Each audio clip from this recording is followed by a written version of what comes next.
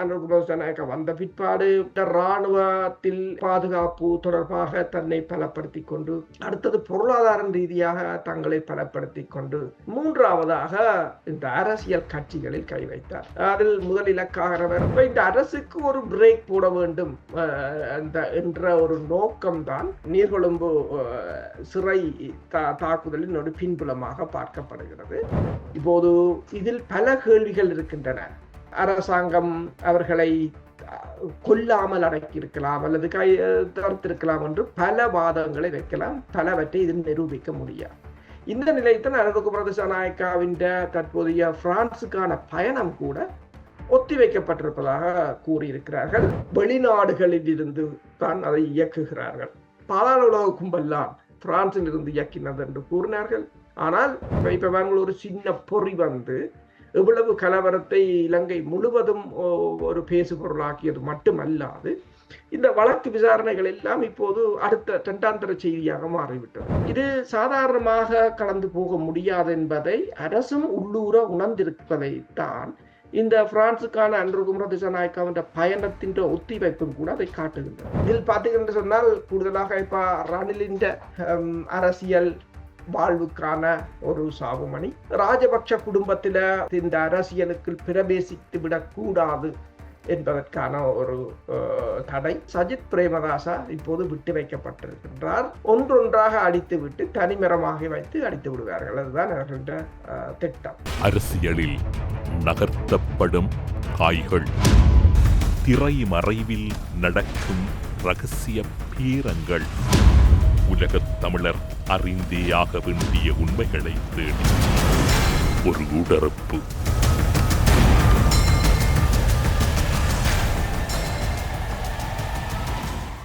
ஸ்ரீ காளிமாதா ஜோதிடம் உலக புகழ்பெற்ற ஜோதிடர் பண்டித் மகாராஜா. காதல், கல்யாணம், உத்தியோகம், வியாபாரம், கல்வி, குழந்தை பாக்கியம் மற்றும் மந்திரசூனிய பிரச்சனைகளுக்கு நிரந்தர தீர்வு. இன்றைய ஊடறுப்பு நிகழ்ச்சியில் எம்மோடு இணைந்திருக்கக்கூடியவர் பிரித்தானியாவில் இருக்கக்கூடிய கலாநிதி பிரபாகரன், எல்லோராலும் நன்கு அறியப்பட்டு பரிச்சயமான இராணுவ ஆய்வாளர் வேல்ஸிலிருந்து அருஸ் அவர்களை ஊடறுப்பு நிகழ்ச்சியோடு இணைத்திருக்கின்றோம்.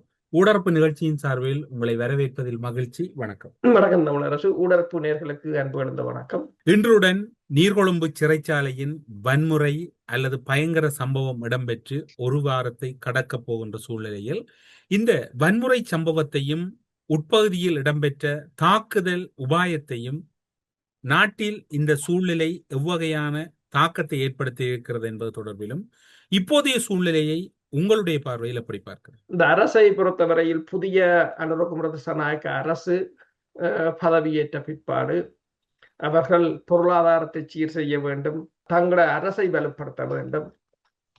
இன்னும் ஒரு 20 வருடங்களுக்கு அல்லது 30 வருடங்களுக்கு இந்த தமது கட்சி தான் ஆட்சியில் இருக்க வேண்டும் என்றதுக்கேற்ற மாதிரி தான் அந்த வியூகங்களை வகுத்து கொண்டு போனார்கள் படிப்படியாக. இது வளமையாக இது நடப்பது ஒன்றுதான் என்று சொன்னால், காலங்காலமாக ஆட்சியில் இருந்த 2 பிரதான கட்சிகள் உடைந்து விழுந்து மூன்றாவது ஒரு கட்சி வரும்போது அந்த பிரதான கட்சிகளுக்கு மேலே எழும்புவதற்கு வாய்ப்புகள் கிடைப்பது மிக மிக கடினம். ஏனென்று சொன்னால், அந்த 2 கட்சிகளும் தங்களுக்கிடையிலான ஒரு புரிந்துணர்வின் அடிப்படையில் தான் மாறி மாறி ஆட்சிக்கு வருவது. உதாரணமாக நீங்க பார்த்தீங்கன்னு சொன்னால், ரணில் விக்ரமசிங்க ஆட்சிக்கு வந்தால் ராஜபக்ஷவை பாதுகாத்தார், ராஜபக்ஷாக்கள் ஆட்சிக்கு வந்தால் ரணில் விக்ரமசிங்க பாதுகாத்தார்கள் என்று அப்படியே ஒரு ஓடிக்கொண்டு போகும். கிட்டத்தட்ட தமிழகத்தில் திராவிட முன்னேற்ற கழகம், அண்ணா திராவிட முன்னேற்ற கழகம் மாதிரி. அதைத்தான் இங்கே சொல்லுவது. அதே போலதான் அங்கேயும் அதிமுக வந்தா அவர்கள் திமுகவை அனுசரித்து போவார்கள், திமுக வந்தா அதிமுக அனுசரித்து போவார்கள். அது எழுதப்படாத சட்டம்.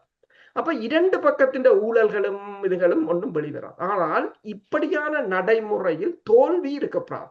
ஒரு தடவை நீங்கள் தோற்றீர்கள் என்று சொன்னால் அதற்கு பிறகு எழும்ப முடியாது. ஏனென்றால் வருபவர்களுக்கு உங்களின் ஆட்சி தொடர்பான ஊழல்கள் எதையும் அவர்களுக்கு ஏராளமான எவிடன்ஸில் கிடைக்கும். கூட அரசியல் அடிச்சுவடையை அழித்து விடுவார்கள்.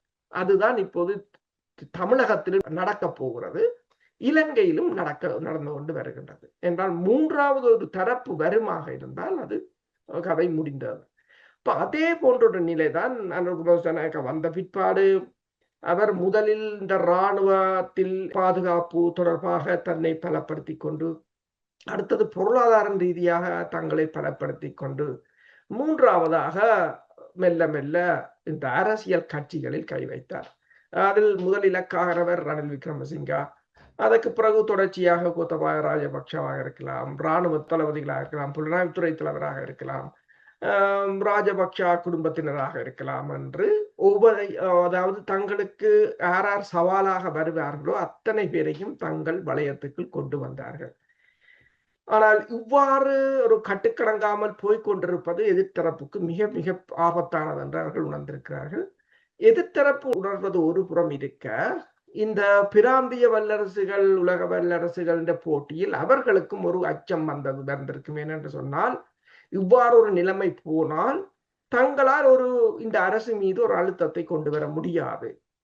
ஏனென்றால் எதிர்த்தரப்பு பலமாக இல்லாது விட்டால் தாங்கள் இதையும் செய்ய முடியாது என்ற ஒரு பிரச்சனை இருக்கின்றது.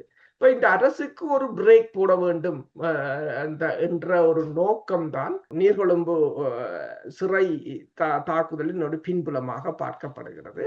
அதில் நீங்கள் பார்த்தீர்கள் என்று சொன்னால், அந்த தாக்குதலை எவ்வாறு கூறுகிறார்கள் என்று சொன்னால், ஒன்று அந்த சிறைக்குள் தமது குட்டி ராஜ்யத்தை நடத்திய கும்பல் ஒன்று, இரண்டாவது அவர்களை உளவு பார்த்த பிரிவு ஒன்று. இந்த இரண்டுக்கும் இடையில் தான் முதலில் மோதல்கள் ஆரம்பமானது. அப்ப உளவு பார்த்த பிரிவு என்று சொன்னால், இதை அடக்குவதற்காக உளவு பார்த்தார்களா அல்லது களமிறக்கப்பட்டார்களா என்றது தெரியாது. இப்ப இருக்கிற ஆனால் இது நடந்து முடிந்து விட்டது. அன்றகுமார திசாநாயக்க அரசு அதை கையாண்டு விட்டது. அந்த கலவரம் முடிவுக்கு கொண்டு வரப்பட்டு விட்டது. ஆனால் தற்போது கிட்டத்தட்ட 27-28 பேர் இறந்திருக்கிறார்கள். பலர் பெருமளவானவர் காயமடைந்திருக்கிறார்கள். அதில் காவல்துறை அதிகாரிகளும் அடக்கம். ஆனால் பிரச்சனை என்னவென்று சொன்னால், இப்போது நீங்கள் இந்த கொழும்பு வார வீடுகளை பார்த்தீர்கள் சொன்னால், முன்பக்க படத்தில் அந்த பெண்கள் அழுது கொண்டு நிற்பது. ஏனென்றால் ஒரு குற்றவாளியாக ஜெயிலில் யாரும் இருந்தால் கூட அவர்களுக்கும் உறவினர்கள் இருப்பார்கள். ஜெயிலில் இருப்பவர்கள் எல்லோரும் தனியான ஆட்களாக இருக்காது. அவர்களுக்கு குடும்பம் இருக்கும், பிள்ளைகள் இருக்கும், தாய் இருக்கும், குழந்தைகள் இருக்கும், மனைவி இருப்பார் என்று. அவர்கள் எல்லாம் அவர்களை இப்போது வீதிக்கு கொண்டு வந்திருக்கிறார்கள் ஊடகங்கள். அது வேண்டும் என்றே சிலர் கொண்டு வருவார்கள் என்று சொன்னால், எதிர்த்தரப்பும் இருக்கும் இந்த அரசுக்கு எதிராக. அவர்களுக்கு இது ஒரு சந்தர்ப்பமாக இருக்கு. இப்ப இந்த அரசு எதிர்பார்க்காத முனையிலிருந்து இந்த அரசுக்கு ஏற்பட்டிருக்கின்ற நெருக்கடியாகத்தான் இதனை பார்க்கலாம் என்று சொன்னால், அரசு இதை எதிர்பார்க்கவில்லை. இப்போது இதில் பல கேள்விகள் இருக்கின்றன. அரசாங்கம் அவர்களை கொல்லாமல் அடக்கியிருக்கலாம் அல்லது தடுத்திருக்கலாம் என்று பல வாதங்களை வைக்கலாம். பலவற்றை இதில் நிரூபிக்க முடியாது. இந்த நிலையத்தில் அனுரகுமார திசாநாயக்காவின் தற்போதைய பிரான்சுக்கான பயணம் கூட ஒத்திவைக்கப்பட்டிருப்பதாக கூறியிருக்கிறார்கள். அதற்குரிய காரணத்தை இந்த வெளிவிவகார அமைச்சர் விஜித கெரத் என்னென்று சொல்கிறார் என்று சொன்னால், இந்த நீர்கொழும்பு சிறையில் இடம்பெற்ற சம்பவத்தை தொடர்ந்து, அதாவது உள்ளூர் பிரச்சனை காரணமாக தற்போது இந்த பயணத்தை தாங்கள் பின்போடுவதாக கூறியிருக்கிறார். ஆனால் இந்த பயணம் முக்கியமானது ஏனென்று சொன்னால், இந்த GSP+ வரிச்சலுகை தொடர்பாக அதை புதிதாக அதுக்கு ஒரு அப்ளிகேஷனை போட வேண்டும் என்று சொல்லியும், அது இந்த வருடத்தின் டிசம்பர் மாதம் அது முடிவடைகிறது என்ற வழியால் அதை நீடிக்க வேண்டிய, கிட்டத்தட்ட அதை நீடித்தால் தான் ஐரோப்பிய ஒன்றியத்துக்கான ஏற்றுமதியை இவர்கள் பெருமளவில் தக்க வைக்க முடியும் என்ற ஒரு பிரச்சனை இருக்கின்றது. ஆனாலும் அதை கூட நிறுத்துவதற்கான ஒரு அழுத்தத்தை இந்த நீர்கொழும்பு சிறை அரசாங்கத்தின் மீது கொடுத்திருக்கிறது என்பது தெளிவானது ஒன்று. அப்ப இது அரசாங்கம் இதுவரை அரசாங்கத்துக்கு இது என்ன பயம் என்று சொன்னால், இனி எங்கிருந்து பிரச்சனை ஆரம்பிக்கும் என்று தெரியாது. இப்ப இதை யாரும் எதிர்பார்த்திருக்கவும் மாட்டார்கள். இந்த அளவு வேகத்தில் ஒரு பிரச்சனை வரும். ஏற்கனவே ஸ்ரீலங்காவின் சிறைகள் கிட்டத்தட்ட 10,000 தொடக்கம் 11,000 பேரைத்தான் ஒட்டுமொத்த சிறைகளும் இந்த கொள்ளளவு. ஆனால் 40,000 பேருக்கு மேல் தடுத்து வைக்கப்பட்டிருப்பதாக கூறுகிறார்கள். அதில் பெருமளவானவர்கள் விசாரணை கைதிகள். அவர்கள் மீது இன்னும் குற்றச்சாட்டுகள் கூட சுமத்தப்படவில்லை அல்லது நிரூபிக்கப்படவில்லை. அதற்கான நீதி பொறிமுறையும் அங்கு இல்லை. அது வேகமாக செயற்படவும் இல்லை என்றதும் ஒரு பெரிய ஒரு பிரச்சனையாகத்தான் இருக்கின்றது. இப்ப அடுத்தது இந்த அனுரகுமார திசாநாயக்காவுக்கு அடுத்த வரப்போற பிரச்சனை சிறையில் இருந்து வருமா அல்லது வேறு எங்கே இருந்து வருமா என்று தெரியாது. இந்த மாதம் பல முக்கிய பிரமுகர்கள் மீதான வழக்குகள் வர உள்ள நிலையில் நாங்கள் இதை போன தடவை அல்லது அதற்கு முந்தின தடவை கூட பேசியிருந்தோம். இந்த ஜூலை மாதத்தில் அதற்கு முதல் இந்த சிறை கலவரம் அந்த வழக்கை கூட வழக்குகளின் செய்திகளை கூட மழுங்கடித்து விட்டது. உங்களுடைய பார்வை அல்லது உங்களுடைய சந்தேகமாக இருப்பது இலங்கையில் முன்னெடுக்கப்படுகின்ற விசாரணைகள் அல்லது இலங்கையில் ஆரம்பிக்கப்பட்டிருக்கக்கூடிய லஞ்ச ஒழிப்பு விவகாரங்கள் அல்லது போதைப்பொருள் ஒழிப்பு விவகாரங்களின் பின்னணியில் தான் இந்த நீர்கொழும்பு சிறையில் இடம்பெற்ற வன்முறையை பார்க்கிறீர்கள். என்னென்று சொன்னால் உண்மைதான். என்னென்று சொன்னால் நீங்கள் பார்க்கலாம், இதை இலங்கையில் இடம்பெறுகின்ற சம்பவங்களை வெளிநாடுகளில் இருந்து தான் அதை இயக்குகிறார்கள். உதாரணமாக நீங்கள் இந்த கிளப் வசந்தாண்ட கொலையை கூட பார்க்கலாம். பாதாள உலக கும்பல்லாம். ஆனால் அவர்கள் துபாயில் இருந்து அதை ஹேண்டில் பண்ண என்று கூறினார்கள், பிரான்சில் இருந்து இயக்கினது என்று கூறினார்கள். ஆனால் யார் சொன்னது என்று தெரியாது. 2 பேர் T56 ரக துப்பாக்கியுடன் வந்தார்கள், சுட்டுவிட்டு போய்விட்டார்கள். அவ்வாறு கோஆர்டினேட் பண்ணி செய்கிறார்கள். கெய்டியில் இடம்பெற்ற சம்பவம் உங்களுக்கு தெரியும். ஹயா பண்ணி சவுத் அமெரிக்காவிலிருந்து வந்தார்கள். அது கில்லர்ஸ், அது படுகொலையாளிகளை ஹயா பண்ணார்கள். வந்தார்கள், ஜனாதிபதியின் மாளிகைக்கே பூந்து கிட்டத்தட்ட 30 துப்பாக்கி 20-30 சன்னம் அவற்றை உடல்ல சுட்டுவிட்டு போய்விட்டார்கள். ஒரு நாட்டின் அரசு தலைவரை கூட. அதற்கு பிறகு நாடு கலவரத்தில் மூழ்கியதுதான் மிச்சம். இப்ப பாதாள உலக கும்பல் அல்லது இந்த அண்டர்வேர்ல்டு அல்லது இந்த ரக் மாஃபியான்றதை நாங்கள் சாதாரணமாக இவர்கள் கடந்து சென்று விட முடியாது. அவர்களை வெளிநாடுகள் வைத்து தங்களுக்கு தேவையானதை சாதித்துக் கொள்ளலாம். இப்ப ஒரு சின்ன பொறி எவ்வளவு கலவரத்தை இலங்கை முழுவதும் ஒரு பேசு பொருளாக்கியது மட்டுமல்லாது, இந்த வழக்கு விசாரணைகள் எல்லாம் இப்போது அடுத்த 2ஆம் தர செய்தியாக மாறிவிட்டது. ஒரு 2 கோடுகள் தத்துவம் என்றது போல ஒரு கோடுக்கு அடுத்ததாக பரலாக பெரிய கோட்டை கீறும்போது இந்த கோடு மறைந்து விடும். இது நீங்கள் பார்க்கலாம், வடக்கு கிழக்கை நீங்க பார்த்தீர்கள் என்று சொன்னால் அங்கு இவ்வாறான இது குறைவு. இப்பதான் பால்வெட்டு குழு அப்படி என்று இருக்கிறதே தவிர, ஆனால் இந்த பாதாள உலக குழு, ட்ரக்ஸ் மாஃபியா எல்லாம் தென்னிலங்கையில் மிக மிக அதிகம். ஆனால் தென்னிலங்கையில் இருப்பவர்களை இயக்குபவர்கள் வெளிநாடு. ஆனால் வெளிநாடுகள் இருப்பவர்கள் இதுவரை காலமும் ட்ரக்ஸுக்காக இப்ப போதை வஸ்து கடத்தல்களின் ஒரு ஹப் என்று இலங்கையை கூறுவார்கள். அதுவும் இந்த போராட்டம் முடிந்த பிற்பாடு இலங்கையை தான் அவர்கள் சேஃப் டிரான்சிட் பாயிண்டாக பார்த்திருந்தார். அது போதை வஸ்து. ஆனால் போதை வஸ்துக்காரர்கள் எப்போதும் போதை வஸ்து வியாபாரத்தில் ஈடுபடுவதில்லை. அவர் அரசியல் படுகொலைகளை செய்வார்கள், அரசியலிலும் ஈடுபடுவார்கள். எல்லாத்துக்கும் அவர்களை பயன்படுத்தலாம். இப்ப வெளிநாடுகளிலிருந்து இயக்கப்படுகிறார்கள் இலங்கையில் இருப்பவர்கள் என்று சொன்னால், நீங்கள் உங்களுக்கு தெரியும், இவன் ராஜபக்ஷ ஃபேமிலியை கூட நீங்கள் பார்க்கலாம். அவர்களுடைய சொத்துக்கள் முழுக்க வெளிநாடுகளில் தான் இருக்கின்றது, துபாயில் என்றெல்லாம் கூறுகிறார்கள், முதலீடுகள் இருக்கிறது என்று சொல்லி. அவர்களுக்கு ஒரு ஆபத்து வரும் என்று சொல்லும் போது அவர்களுக்கு தெரிகிறது தாங்கள் சுற்றி வளைக்கப்படுகிறோம். அதை உடைப்பதற்கு அவர்கள் செய்வார்கள். அப்ப அங்கிருந்து பணம் பரிமாறப்பட்டால் இங்கு அவர்கள் இலகுவாக ஒரு கலவரத்தை ஏற்படுத்த முடியும். ஒரு வன்முறை அல்லது ஒரு சூழ்நிலையை குழப்புவதற்கு சிறை உடைப்புகள் பெருமளவில் கை கொடுக்கும். இந்த கேள்வி, அதாவது இப்போ கடந்த காலங்களில் நீங்கள் பார்த்தீர்கள் என்றால் சர்வதேச நாடுகள், பல நாடுகளில் இந்த போதைப்பொருள் கும்பல் அடைக்கப்பட்டிருந்த சிறைகள், மொஸ்கோவா இருக்கலாம் அல்லது பல நாடுகளிலே உடைக்கப்பட்டிருக்கிறது, தாய்லாந்து போன்ற நாடு உடைக்கப்பட்டிருக்கிறது. அது ஒரு விதமானது. ஆனால் இலங்கையிலே இந்த சிறை உடைப்பு என்பது ஒரு பெரும் கலவரம் அல்லது பல்வேறுபட்ட சூழ்நிலையை அதற்குள் குழப்புவதற்கான ஒரு பெரும் ஆதாயமாக பார்க்கலாம். இப்ப நீங்கள் ஈரான் சண்டையை எடுத்து பாருங்கள். இஸ்ரேலும் அமெரிக்காவும் தாக்குதல் நடத்தியதுல முதல் நாள் சண்டையில் அவர்கள் தாக்குதலில் முதலில் கவனம் எடுத்து தாக்கியது ஈரான் சிறைச்சாலைகள். ஏனென்றால் சிறைச்சாலைகளை உடைத்து விட்டால் கைதிகள் அதிலிருந்து தப்பியோடினால் அவர்களை வச்சு கொண்டு நாட்டில் ஒரு கலவரத்தை ஏற்படுத்தலாம்.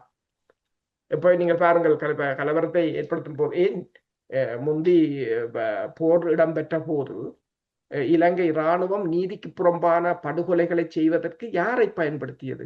குற்றவாளிகளைத்தான் பயன்படுத்தியது. ஒட்டுக்குழுக்களை, குற்றவாளிகளை, அவர்களைத்தான் பயன்படுத்துவோம். என்றால் அவர்களை பயன்படுத்துவார்கள் அரசுக்குமோ அல்லது இதில் சம்பந்தப்படுகின்ற எதிர்த்தரப்புக்குமோ எந்த பாதிப்பும் வராது. என்றால் அவர்கள் அதிலிருந்து தப்பிக்கொள்ளலாம். அமெரிக்காவும் ஈரானும் அமெரிக்காவும் இஸ்ரேலும் உடைக்க வழிகிட்டது சிறை. என்றால் அங்கு அரசியல் கைதிகள் இருக்கிறார்கள், குற்றவாளிகள் இருக்கிறார்கள். அவர்கள் தப்பி போனால் அவர்களிடம் ஆயுதத்தை கொடுத்தால் ஒரு கலவரத்தை உருவாக்கலாம் என்றது. என்பதுதான் அதன் திட்டம். அதே போலதான் இப்ப இதிலும் நீங்கள் நீர்கொழும்பு சிறை முற்றாக உடைக்கப்பட்டு அங்கிருந்த ஆயிரக்கணக்கான கைதிகள் தப்பி போயிருந்தால் நாட்டில் சட்டம் ஒழுங்கு சீர்குலைந்ததாகத்தான் இருக்கு. அவர்களை யாரும் ஹயர் பண்ணலாம், அது ஒரு பிரச்சனை. மற்றது இலங்கை முழுவதும் உங்களுக்கு தெரியும் ஆயுதங்கள் பரவி போயிருக்கின்றன. பனாங்குடை முகாமில் இருந்து கூட பெருமளவான T56 ரக துப்பாக்கிகள் விற்கப்பட்டிருக்கின்றன. அது மட்டுமல்லாது விடுதலை புலிகள் 2009ஆம் ஆண்டு போர் இடம்பெற்று முடிவடைந்த பிற்பாடு கைப்பற்றப்பட்ட துப்பாக்கிகளில் எத்தனை கணக்கில் வந்தன, எத்தனை கணக்கில் வரவில்லை என்று யாருக்கும் தெரியாது. கிட்டத்தட்ட இலங்கை இராணுவத்துக்கு ஈக்குவலாகத்தான் விடுதலை புலிகளிடம் ஆயுதங்கள் இருந்தன. அதுக்கும் கூட ஒன்று கூட சொல்லலாம். ஆனால் இங்கு அவ்வளவு என்றது அவ்வளவு இலங்கை அரசு தனது இன்வென்ட்ரியில் பதிந்து வைத்திருக்கிறதா என்றால் அதுக்கும் கேள்விக்குறிதான். அது இலகுவாக விற்கலாம். என்னென்னு சொன்னால் இலங்கையை பொறுத்தவரை பொருளாதாரத்தால் வீழ்ந்த நாடு. அவர்களுக்கு இந்த ஆயுதங்களை விற்பனை செய்வது இலகுவான ஒன்று. இந்த ஆயுதங்கள் இருக்கின்றது, அதை கையாள்வதற்கான குற்றவாளிகள் சிறைக்குள் தான் இருக்கிறார்கள். அவர்களை விடுதலை செய்து விட்டால் நாட்டில் சட்டம் ஒழுங்கை குலைக்கலாம். இப்ப இருக்கிற பிரச்சனை என்ன? இந்த எதிர்கட்சிகளுக்கு இப்போ இருக்கிற பிரச்சனை எதிர்கட்சிகளை என்னென்று கூறுகிறார்கள் என்று சொன்னால் இந்த ஆய்வாளர்கள் பலவீனமான, இப்ப சஜித் பிரேமதாசாவை எடுத்தாலோ ஏனைய கட்சிகள் எல்லாம் பலவீனமாகத்தான் இருக்கிறார்கள். ஏன் கூறுகிறார்கள் என்று சொன்னால் அரசியல் ரீதியாக பலவீனமாக. அப்ப அரசியல் ரீதியாக பலவீனமான நிலையில் ஒரு அரசை எதிர்க்க முடியாது விட்டால் அடுத்த என்ன வழி? வன்முறையைத்தான் நாடுவார்கள்.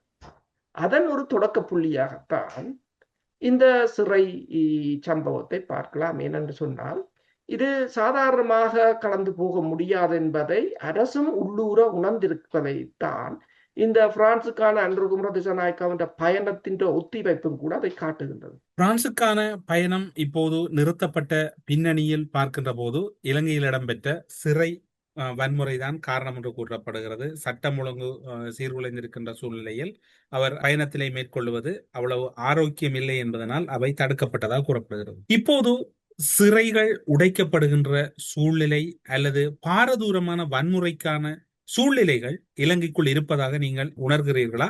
காரணம், நீங்கள் கூறியது போன்று கடந்த 2-3 வாரங்களுக்கு முன்னர் குறிப்பிட்டீர்கள், இம்மாத இறுதிக்குள் முழுமையான கைதுகள் அல்லது அதிகளவான கைதுகள் இடம்பெறலாம் என்று. கைதுகள் அதிகரிக்க போகின்றன, விசாரணைகள் அதிகரிக்க போகின்றன. அப்படியாயின் சிறைகளோ அல்லது உடைப்போ அல்லது வன்முறைகளோ எழுவதற்கு சந்தர்ப்பம் இருக்கிறது என்று சொன்னால் இந்த ஜூலை மாதம் ஐக்கிய ராஜ்யத்துக்கு அதாவது பிரித்தானியாவுக்கு ரணில் மேற்கொண்ட பயணத்தின் போது அவர் முறைகேடாக பயன்படுத்தியதாக 16.6 மில்லியன் ரூபாய்கள் நிதி தொடர்பான வழக்கு வர இருக்கின்றது. அதே நேரம் மறுபுறமாக நீங்க பார்த்தீங்கன்னு சொன்னால் கோத்தபாய ராஜபக்ஷ மீது அவர் மேற்கொள்ளப்பட்ட வழக்கு, அதை எதிர்த்து அவர் அந்த எதிர்மனு தாக்கல் செய்திருந்தார். அதற்கான விசாரணை வரப்போகின்றது. அதே சமயம் நீங்கள் பார்த்தீங்க என்று சொன்னால் யோசித ராஜபக்ஷ மீதான வழக்கு, அவரின் வழக்கு தொடர்பான சாட்சியங்களை கூட அரசு பதிவு செய்திருப்பதாக கூறப்படுகிறது. அதில் அவரின் முன்னாள் காதலியின் ஜசாரா அபயநாயக்காவும் அடங்குவார் என்று கூறப்படுகிறது. அது ஜூலை 17ஆம் தேதி வருகிறது. இப்ப இதில் பார்த்தீங்கன்னு சொன்னால் கூடுதலாக இப்ப ரணிலின் அரசியல் வாழ்வுக்கான ஒரு சாவுமணி, ராஜபக்ஷ குடும்பத்தில உள்ள அடுத்த தலைமுறையினர் இந்த அரசியலுக்கு பிரவேசித்து விடக்கூடாது என்பதற்கான ஒரு தடை என்று மெல்ல மெல்ல இறங்கிக்கொண்டு வருகிறது. சஜித் பிரேமதாசா இப்போது விட்டு வைக்கப்பட்டிருக்கின்றார். ஆனால் அவர் மீதும் இலகுவாக அவர் மீதும் ஏற்கனவே பல குற்றச்சாட்டுகள் இருக்கின்றன. அதை வேணண்டா எல்லாவற்றையும் ஒன்றாக தூக்கினால் எதிர்கட்சிகள் எல்லாரும் ஒன்றாக சேர்ந்து விட்டால் பிரச்சனை, ஒன்றொன்றாக அடித்து விட்டு தனிமரமாக வைத்து அடித்து விடுவார்கள். அதுதான் அவர்களோட திட்டம். இந்த திட்டம் யாருக்கு என்று சொன்னால் எதிர்கட்சிகளுக்கும் தெரியும். எதிர்கட்சிகளை பொறுத்தவரையில் அவர்களும் பல தசாப்தங்களாக அரசியலில் இருந்தவர்கள். அது மட்டுமல்லாது பல தசாப்தங்களாக அரசியல் இருந்தவர்களுக்கு வெளிநாடுகளில் இருக்கின்ற தொடர்புகளும் அதிகம். அவர்கள் ஆலோசனைகளையும் பெற்றிருப்பார்கள். இப்ப சட்டம் ஒழுங்கு சீர்குலையும் என்று சொன்னால் இலங்கையில், அதுக்கும் தென்னிலங்கையில் முதலீட்டாளர்கள் வரமாட்டார்கள். சுற்றுலா பயணத்துறை வீழ்ச்சி அடையும். பொருளாதாரத்தில் நாடு வீழ்ச்சி அடையும். ஏற்கனவே இந்த வெளியாக சூழல்கள், ஹோர்முஸ் நீர்நிலை தொடர்பான பிரச்சனை, உக்ரைன் பிரச்சனை, ஈரான் சண்டை என்று இந்த அரசு சுற்றுலாத்துறை குறைந்து விட்டது, வெளிநாட்டு வேலை வாய்ப்புகள் குறைந்து விட்டது, விமான பயணம் என்று எக்ஸ்போர்ட் இம்போர்ட் என்று பல பிரச்சனைகள் பல தடவைகள் பேசியிருக்கின்றோம். இவ்வாறான ஒரு நிலையில் இந்த அரசு இப்போது கூறியிருக்கின்றது இந்த வருடம் 1 பில்லியன் வெளிநாட்டு முதலீட்டை தாங்கள் பெற்றிருப்பதாக. ஆனால் இவ்வாறு சட்டம் ஒழுங்கு சீர்குலையுமாக இருந்தால் இந்த முதலீடுகள் வரப்போவதில்லை. அப்ப பொருளாதார ரீதியாக இந்த அரசை ஒன்று சீர்குலைப்பது, இரண்டாவது நாட்டில் சட்டம் ஒழுங்கை சீர்குலைப்பது. அப்ப இந்த அரசின் மீதான மக்களின் நம்பிக்கையை சிதறடிக்கலாம், அல்லது மக்களின் எதிர்பார்ப்பை இந்த அரசு நிறைவேற்றவில்லை என்ற ஒரு தோற்றப்பாட்டை கொண்டு வரலாம். அது அவர்களுக்கு கை கொடுக்கலாம் அரசியல் ரீதியாக. சரி, அரசியல் ரீதியாக உடனடியாக கை கொடுக்காது விட்டாலும் இந்த அரசு செய்கின்ற வேகமான பணிகளை, எதிர்க்கட்சிகளை இல்லாது செய்வதற்கு இந்த அரசு போகின்ற வேகத்துக்கு ஒரு ஸ்பீட் பிரேக் மாதிரி அதை போட்டிருக்கிறார்கள். இந்த தாக்குதலை திட்டமிட்டிருப்பதாகத்தான் பார்க்கலாம். உங்களுடைய பெருமதியான நேரத்தில் பல முக்கியமான தகவல்களை பகிர்ந்து கொண்டமைக்காக சிறப்பு நன்றிகளோடு உங்களிடம் விடைபெற்றுக் கொள்கிறோம். நன்றி, வணக்கம். நன்றி, வணக்கம். அரசியலில் நகர்த்தப்படும் காய்கள், திரைமறைவில் நடக்கும் இரகசிய பீரங்கள், உலகத் தமிழர் அறிந்தேயாக வேண்டிய உண்மைகளை தேடி ஒரு உடறுப்பு.